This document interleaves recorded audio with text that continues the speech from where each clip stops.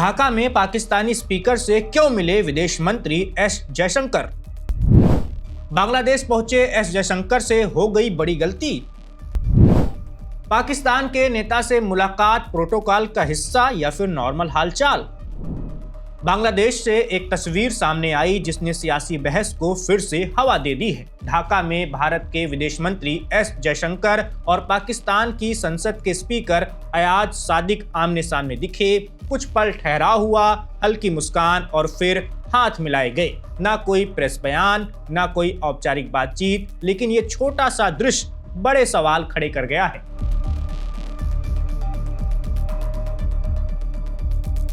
सबसे बड़ा सवाल यही है कि जब भारत पाकिस्तान के रिश्ते लगभग फ्रीज हैं, तब विदेश मंत्री जयशंकर पाकिस्तानी नेता से मिले ही क्यों?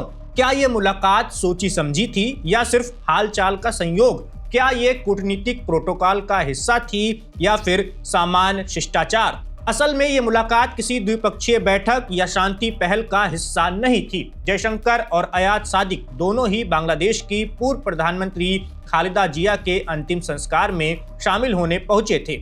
ऐसे अंतर्राष्ट्रीय आयोजनों में कई देशों के प्रतिनिधि एक ही मंच पर होते हैं। ऐसे में आमने सामने आ जाना टाला नहीं जा सकता था। कूटनीति की इस दुनिया में कई बार मुलाकातें तय नहीं होती हैं, हालात उन्हें जन्म दे देते हैं। लेकिन सवाल इसलिए भी उठ रहे हैं क्योंकि ऑपरेशन सिंदूर के दौरान भारत का रुख बेहद सख्त रहा है। सीमा पर सैन्य तनाव, जवाबी कार्रवाई और साफ संदेश आतंक के रहते बातचीत नहीं होगी। यही शक्ति खेल के मैदान पर भी देखी गई थी। एशिया कप के दौरान भारतीय क्रिकेट टीम ने पाकिस्तानी खिलाड़ियों से हाथ नहीं मिलाया था। टूर्नामेंट जीतने के बाद एशियन क्रिकेट काउंसिल के चीफ मोहसिन नकवी से ट्रॉफी लेने से भी इनकार कर दिया था, क्योंकि ये पाकिस्तानी सरकार में मंत्री भी थे। भारत ने हर मंच पर यह दिखाया कि रिश्ते सामान्य नहीं हैं।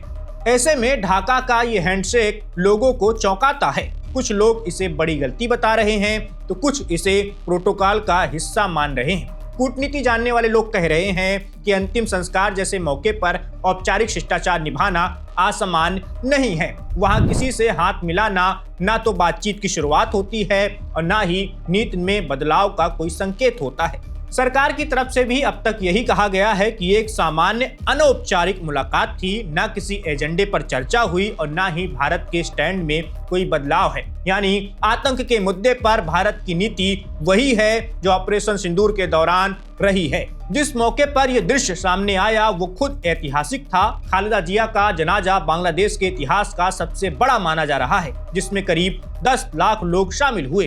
देश में 3 दिन का राष्ट्रीय शोक घोषित किया गया। ऐसे गंभीर और भावनात्मक माहौल में नेताओं का एक दूसरे से टकरा जाना अस्वाभाविक भी नहीं है। निष्कर्ष यही है कि ढाका में हुआ ये हैंडशेक न रिश्तों की गर्माहट का संकेत है और न ही किसी गुप्त बातचीत का इशारा। ये एक ऐसा पल है जो कूटनीति की मजबूरी और अंतर्राष्ट्रीय शिष्टाचार को दिखाता है। लेकिन मौजूदा हालत में जब जख्म ताजा हो तब ऐसे इशारों पर भी सवाल उठना उतना ही स्वाभाविक है कि क्या हाथ मिलाना जरूरी था या नहीं। इस वीडियो में बस इतना ही। मेरा नाम वैभव है, आप देखते रहिए one India. Subscribe to One India and never miss an update. Download the One India app now.